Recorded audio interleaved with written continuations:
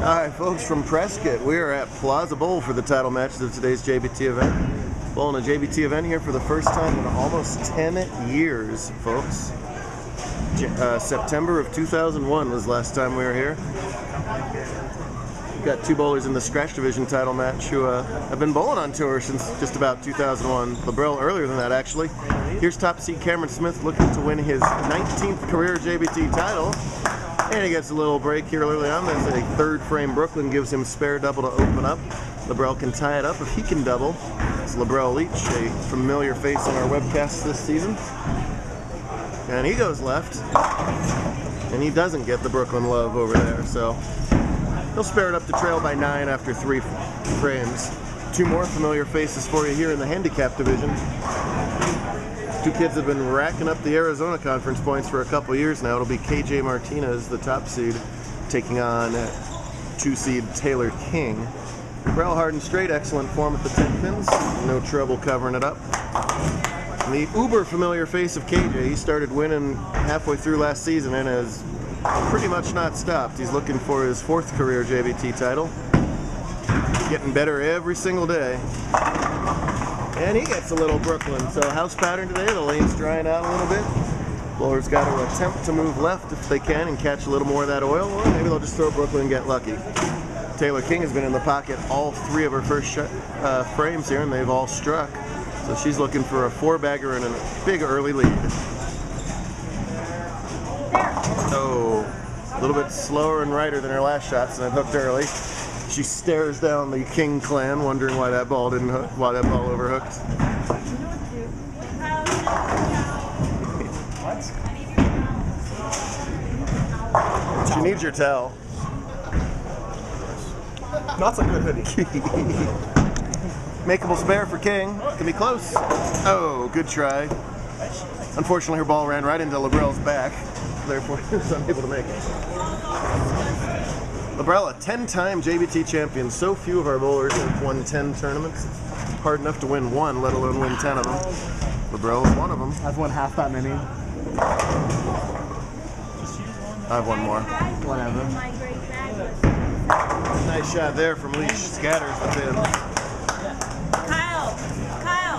It was Labriel and Nick Lee going back and forth for the leaderboard most of this tournament, but then Cameron took over with, good heavens, 773 if I added that right in the semifinals. A huge semifinal set to jump into the lead here after the slowest possible start earlier today. We'll talk more about that in a second. There's 10 in the pit for Smith.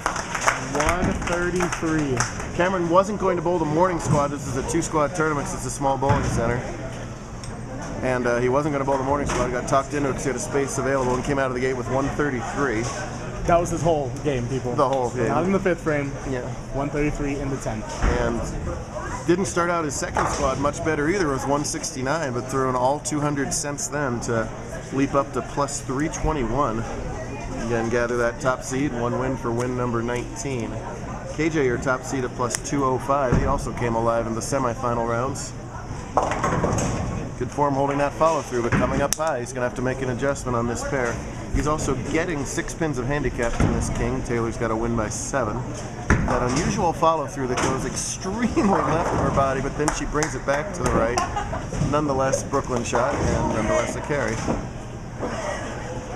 Taylor, last season's handicap bowler of the year. Is that right? Yeah. Yes, and all conference handicap bowler of the year.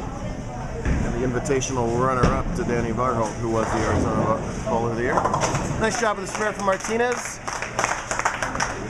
Everybody with plenty of strikes on the board here early on. Beautiful corner of northwest Arizona up in the middle country between the deep inside low parts of Phoenix and the high country of northern Arizona. And a nice break from Smith to break up the 310 split, but that was extremely left to say the least. Labriel with less rotation than Smith, so he's able to stand further right and a lot of ball speed to stake that ball in the pocket. He likes it. Yeah, he should like it. Get some Labriel as he gets that 5-pin to tilt out and a big double for him. Smith no trouble at the 3-pin, and that double closes the lift deficit down to only 9 pins, so Leach right in this match. Cameron has had some bad luck and tough opponents in stepladder matches. Cameron hasn't won in a while.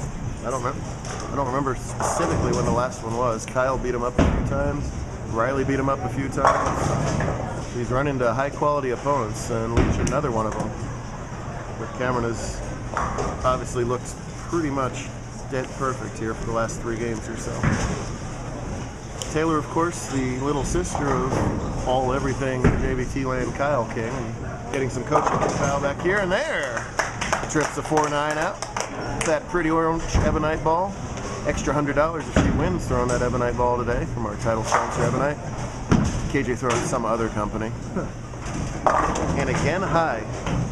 He knows he's going high, but he's got to figure out what adjustments you do make. It's part 1 is knowing that you need to make an adjustment. Part 2 is actually physically making that adjustment. There's a pretty big hook spot down there on the lane right now, and you got to get left of it or else the ball will check up too early. Smith, no problem getting left at all. He's very comfortable playing extremely deep inside. That ball was way too right too early, and that checked up on him as well. You got to keep that ball in that oil, what's left of it, for as long as possible. KJ, good fundamentals. He'll switch to a ball that doesn't hook at all and go right up the 6-pin. No trouble covering it. KJ, who just celebrated his 12th birthday this week. Cameron is 47. Expect to see KJ at the crap tables a little later in Laughlin. Labriel is one of 2 bowlers that we know for sure bowled this event the last time we were here at Plaza in 2001. We know that Labriel and Aaron Fauché did. Aaron finishing 3rd to Labriel. For the Herberts? Just the last match. Yeah, Zach Herbert probably did. Good call too. Better trivia, who won the last tournament at Plaza Bowl in both divisions? They're names you'd know if you follow our tour. That was 10 years ago. I wasn't born JBT yet. Zach Taylor was your handicap champ. Zach Taylor Beat Olivia Sandham in the title match. How about that? And your handicap winner was some unknown kid, about 3.5 feet tall, throwing a blue dot named Christian Jensen. Is that picture? That's that picture. Oh yeah, Christian's like 4 foot 2 inches. That's Zach at his adult height of 5'1". Yeah. That picture still makes the rounds at some of our slideshows. Yes, it does. Wow, that's that picture. Wow, that's good to know. That's some good. That was right here. Beautiful shot from Martinez. 10 in the pit, no doubter. And a slap out by King. I like that. From the 3-time winner. Yes. Well, watch this follow through go extremely left, and then she'll bring it back right where it's supposed to go. Very unique. Yeah, and a great result for her.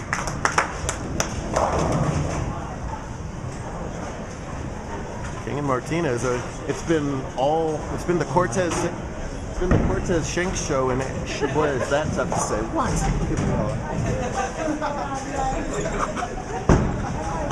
It's been the Cortez Shank show in the handicap division in Arizona lately, but there's a lot of other talent out there, and you got Stever, and of course you have these 2 here, Taylor and KJ. Smith now spare working in the 7th. As you saw Labriel get that strike working. And now with that short count here in the 7th frame, the deficit is cut to only 5. And Labriel's got the strike working. So Leach has hung tough all day long. And here Smith again finds himself in a dogfight in the title match.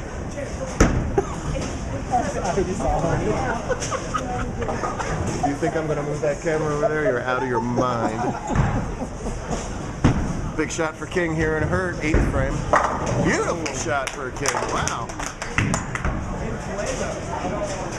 Little Miss King in fuego. She was the superior King today, as Kyle did something he hardly ever does. Find out what it is if you watch part 2.